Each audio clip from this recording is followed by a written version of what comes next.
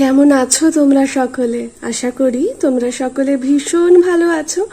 সম্প্রতি একটি খবর শুনলুম, সেটি হলো কলেজ স্ট্রিট নাকি নতুন রূপ পেতে চলেছে। তাহলে তো বেশ ভালোই হয়। ভীষণ আনন্দিত হয়ে গেল খবরটা শুনে। দেখা যাক কবে এর বাস্তবায়ন হয়। জানো তো, আমি না ছোটোর থেকে ভীষণ বন্ধু বান্ধব নিয়ে থাকা একজন মানুষ একদমই নই। আমি প্রচণ্ড রকমের ঘর কুনো আর বইমুখ মানুষ। হ্যাঁ, মাঝে মাঝে বই পড়তে পড়তে আমার একঘেয়েমি চলে আসে, মাঝে মাঝে ভালো লাগে না, তখন মনে হয় সব ছেড়ে ছুড়ে একটু কোথাও ঘুরে আসি। সেটাও আমি করি। আমি নিজের সঙ্গে সময় কাটাতে ভীষণ ভালোবাসি। তা বলে এটা ভেবো না আমি একদম সামাজিক নই, আমি ভীষণভাবে সামাজিকও।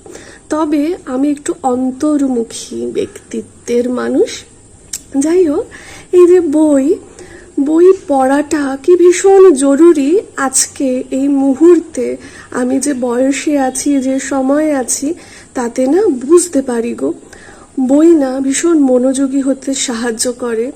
আর বইয়ের মতো ভালো বন্ধু এই বিশ্বে আর পাওয়া যাবে না। বই এত ভালো এক বন্ধু যা তোমাকে খালি দিয়েই যাবে, তোমার থেকে কিচ্ছু নেবে না। তো যে সময়টা ব্যক্তির জীবনে ওই বয়ঃসন্ধিক্ষণ, ওই সময়টাতে যখন ব্যক্তি অনেক বন্ধু বান্ধব নিয়ে থাকে, সেই সময়টিতে আমার তা হয়ে ওঠেনি। তখন আমি হয়ে উঠেছিলাম বইমুখ, একদম বইয়ের মধ্যে নিজেকে আটকে রাখতাম। এবার তার ফলে দেখলাম যে বই ভীষণভাবে আমার বন্ধু হয়ে উঠল। মাঝে মাঝে বন্ধুর ওপরে আমার রাগ অভিমান হয়, একঘেয়েমিও আসে। ওই যে তখন বললাম আমি কিছুদিনের জন্য বিরতিতে চলে যাই। তোমরা আমার ইউটিউব বা ফেসবুকের যে চলনের গতি প্রকৃতি, তাতে বুঝবে আমি এই ধরনের একজন ব্যক্তি যার কিছুদিন একটি কাজ করার পরে বিরতিতে যাওয়ার মন চায়। আমি এক নাগারে একটানা কোনো কিছু বিশেষ করতে পছন্দ করি না, আমি এমন। যেটা বলছিলাম, বই।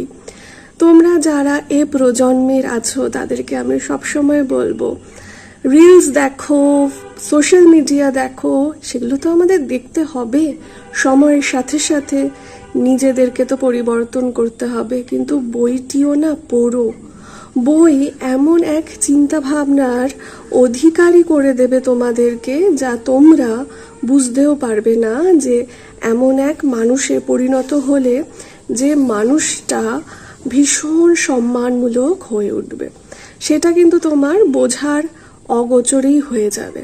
তার আগে কিন্তু বইয়ের হাত ধরতে হবে। বই মনোযোগী করে, বই আনন্দ দেয়, বই ক্রিটিক্যাল থিঙ্কিংয়ের পাওয়ারকে বাড়িয়ে তোলে, বই ফোকাস করতে সাহায্য করে।